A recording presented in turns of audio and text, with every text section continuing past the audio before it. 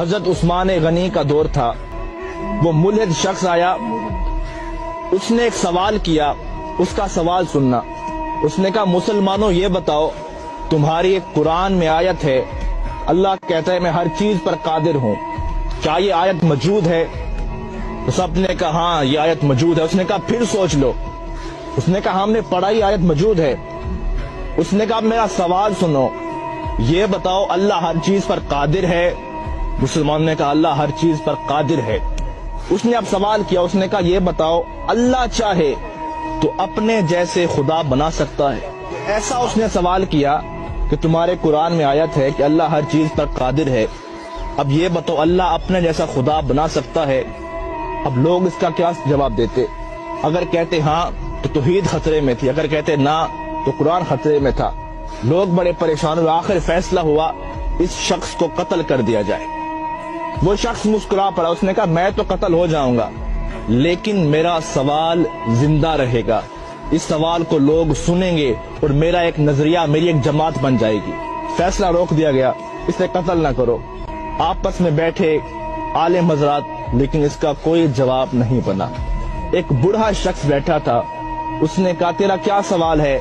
آ تجھے علی کی چوکھٹ پہ لے چلتا ہوں۔ وہ چل پڑا، علی کی دہلیز پر پہنچے، مولا علی باہر گئے ہوئے تھے، باہر لوگوں کا ہجوم تھا، سوال ہی ایسا تھا۔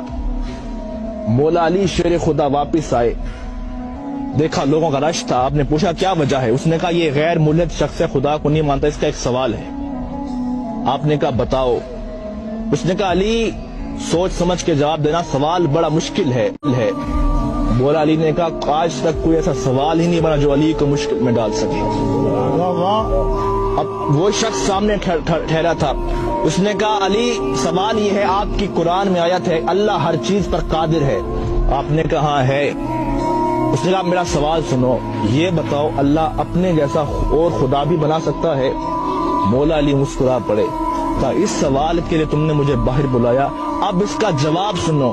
آپ نے کہا ہاں اللہ چاہے تو اپنے جیسا خدا بنا سکتا ہے، کئی خدا بنا سکتا ہے، لیکن فرق یہ رہے گا وہ جتنے بھی خدا بنائے گا وہ سب اس کی مخلوق ہوں گے، خالق پھر بھی وہ اللہ ہوگا۔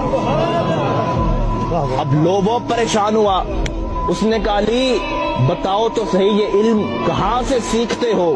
ابھی ہمارا سوال ختم ہوتا ہے، آپ کا جواب آتا ہے، بتائیں تو صحیح یہ علم کہاں سے سیکھا؟